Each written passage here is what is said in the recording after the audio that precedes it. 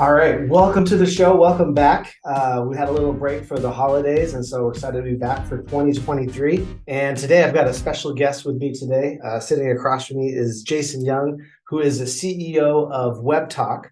And you've got a really interesting background, so I'm excited to have you here because you're a graduate at MIT. You even, like your professional background, you were at one point director of financial strategy at Microsoft. And you actually have a patent for the consultative e-meeting platform concept that you got in 2018. And you're also author of a book, which I didn't know until I saw your bio, Why Freedom, which you could actually find on bookstores online. But thank you for being here. It's a super pleasure to have you here today. Yeah, thanks, Eric. It's a pleasure to be here. I'm excited. Yeah, awesome. And so I think for the people listening to the show, we talk on the show about customer experience, outsourcing, managing a call center. And a lot of people, they come from different backgrounds. There's no like call center degree that you can get. And so people come from all over. And, like you went from graduating all the way from MIT to now CEO of this software company, WebToq, which we'll talk about in a bit, where you're helping businesses connect with customers selling things online. So talk to me about that journey. How did you get from graduating MIT all the way to CEO of a software company? Okay, yeah, sure. So, yeah, I've always been involved in technology one way or another. My degree at MIT was in MIS, so Management of Information Systems, and from there I went to go work for a consulting company doing IT strategy consulting for Fortune 500 companies, like Ford and Shell and companies like that. So it's something that I've always been involved with. My dad was a tech entrepreneur himself, so I kind of followed in that path.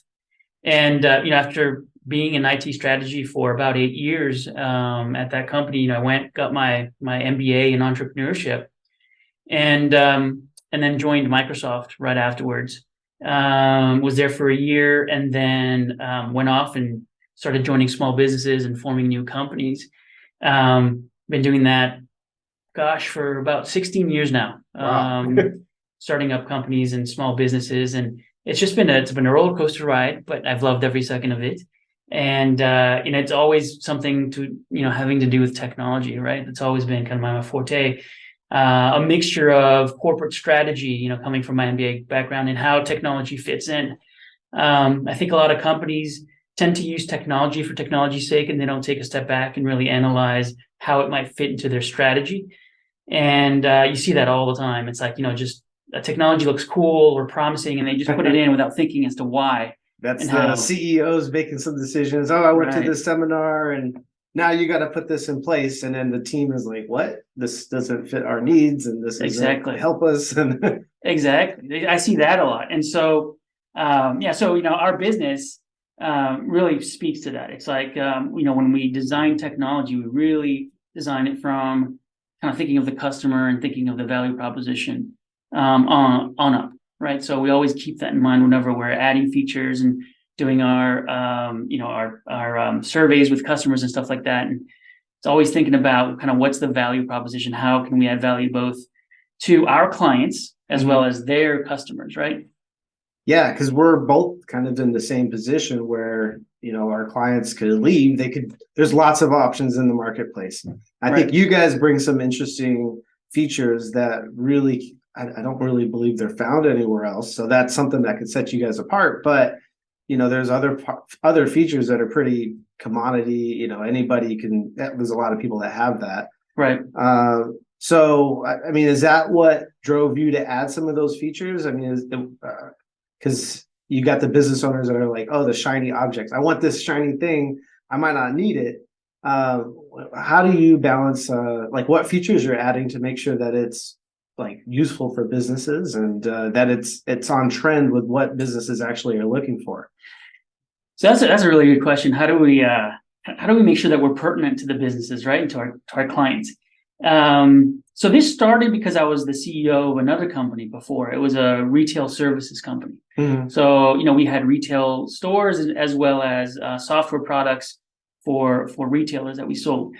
And one of the things that they wanted was to be able to sell online, right? E-commerce has been a behemoth for quite a while now, and so everyone wanted to get online and make money online and reduce their cost structure by being online.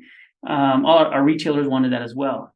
Well, our retailers tended to be more high touch. So e-commerce really didn't fit them, right? So e-commerce is kind of like you just take your product list online and then you let the customers sell it to themselves, right? Yeah. High touch, you have to involve the sales agent, right? High touch means that you have to have an agent involved because the product is too expensive or it's too complex or the sales process is too complex.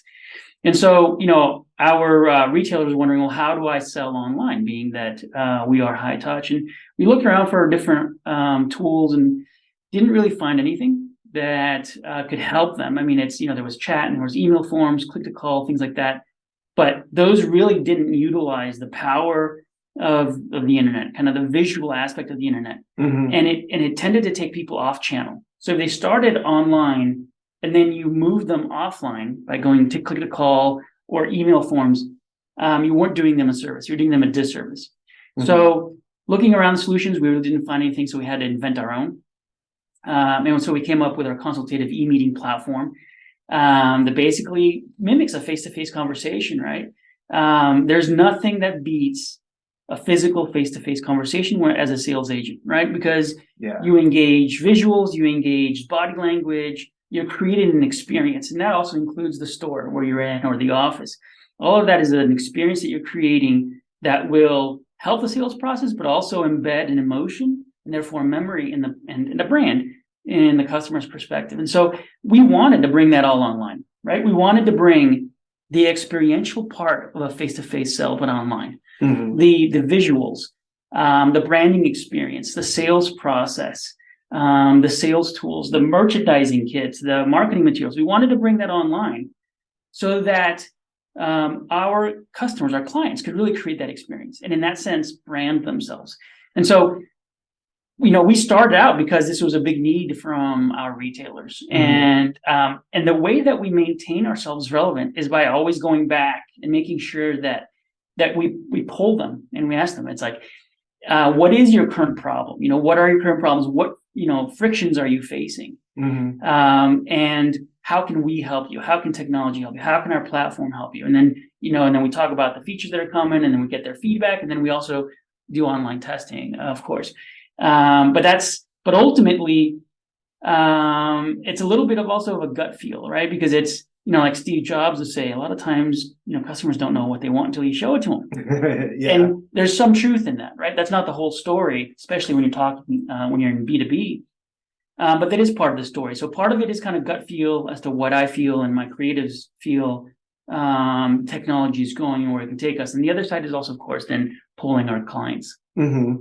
So you got to stay on top of trends, not only with your customers, but what's happening in the marketplace. What kind of trends have you been seeing over the last, let's just say since COVID? Right. What's happening in the customer experience space? Because you guys play a big role in that. What are you seeing businesses what are they investing in or what are they looking for? So unfortunately, during COVID, I think that the customer experience has gone back a little bit, backslide a little bit, because the focus has shifted from the customer to the employee because of remote work, right?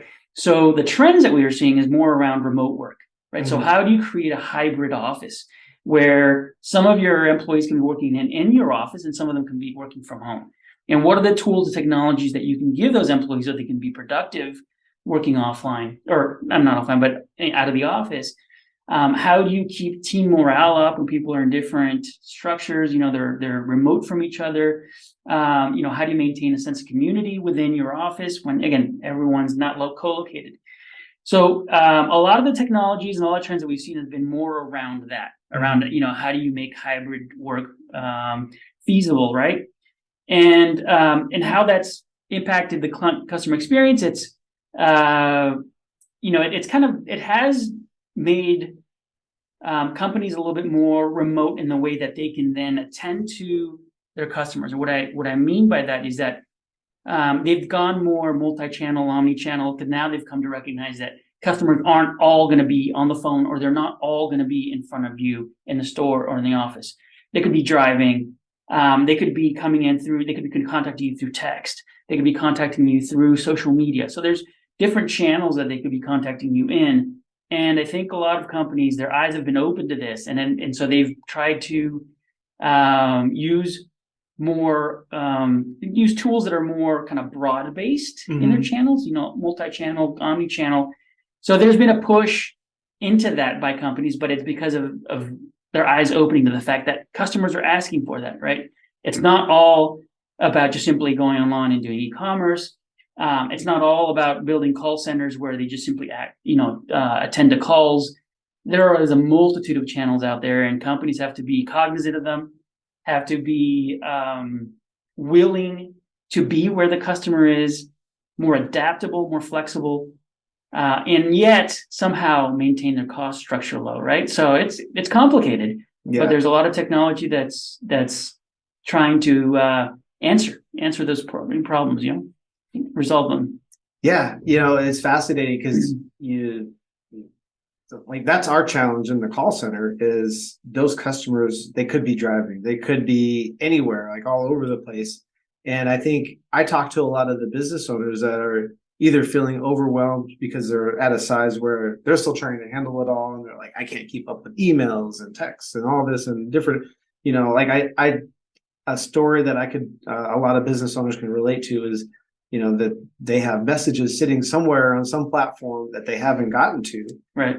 So that's on the one end. And then on the bigger end, you've got businesses that they're just getting flooded with messages. They have staff to try to keep up with it. And maybe they're logging into multiple platforms and they're, maybe one person, all right, you got all the Facebook ones and you got all the Twitter ones. And it's not a seamless experience for the customer. It's not a seamless experience for the employees. So talk to me about that. And how do you guys help businesses solve those problems?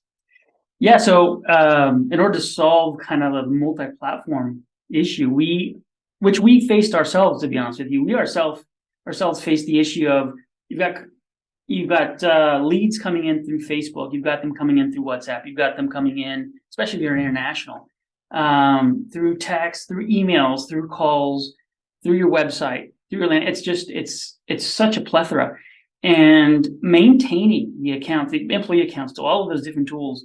Well, I mean, it was a full-time job for an employee. It's like you got to, you get a new employee in, you got to make sure that they get their Facebook account tied to your page, their WhatsApp business account. You got to make sure that they get their LinkedIn account tied to yours. You got to make sure that they get access again to all your call center tools. They can get an account to your web chat. I mean, it was ridiculous, the management that went into this. And then on top of that, then they had to train these people on, how they handle Facebook messages and how you go in and what do you do, and then LinkedIn, and then it was just a ridiculous amount of work. And so we were facing that problem, and our clients were facing that problem. So we wound up going omni-channel. Now our platform, it's one sign on, and you take on all those messages. The other big problem about that. So, the first problem again was the cost structure regarding maintenance, right? Then the second part is that you have a lot of lost leads, because it's really difficult to stay on top of all these tools, to have someone monitoring them all at the same time. And then, staying on top, not just of the employees, but then also the messages coming in. So inevitably our clients were losing a lot of messages. It's like 5 days later, they would notice that a Facebook message came in through a comment. Someone posted a comment and no one answered it. Yep. and it's like, oh my God, this opportunity lost, and that's gold, right? For my clients, for all of us that do that gain leads online, every opportunity, every lead is just gold. And so it was just frustrating for them that they couldn't see a way to manage all that in one place. And so we wound up going omni-channel because of that. So through our platform now, it's a single sign-on. It's one platform to train your employees on. And then from there, they have one message stack. So if a message comes in from the chat, from the web chat, from text, from an email, from Facebook, from LinkedIn, from Yelp, from your calls, we do call center integration, but it's not calls. And I'll talk about that a little bit, but you will see that all in one place. And so then you can attend to it, and then you have one platform to answer it. So it's one training, right? And then you'll make sure that none are ever missed, right? Because it's all on one stack and it's in one reporting system. And it's our clients, are just ecstatic about it. They're ecstatic about the fact that they can do that. Of course, they're also ecstatic about the fact that they can then enter into consultative meetings with their leads. But that's kind of the second half of what we do. But yeah, it was absolutely critical now that, with the world going online. And I think that's one of the COVID things too, is people, since they weren't traveling to the stores, right? Yeah. And then afterwards, not as much, they found other methods, right, to purchase and to visit. And so the usage of those alternate methods, again, such as Facebook Messenger, such as WhatsApp, those all skyrocketed. And so it was no longer kind of just like, our clients were no longer mulling whether they were going to go into those digital channels as they were before. Now it's like, I got to be there. Yeah. Right. Got no choice. I got to be there. And so we answered that call. Yeah. And that's the trend that I saw too. Like it was not only the businesses finally, after so much reluctance, like, all right, we've got to be there. There's also even more consumers that are like feeling more comfortable messaging the business through Messenger and not picking up the phone and calling them. And I think part of that too was they'd try to pick up the phone and call them and they wouldn't answer. Yes. Because there's just staff shortages and maybe no one was even in the building. Right. And so yeah, there's some unique challenges there.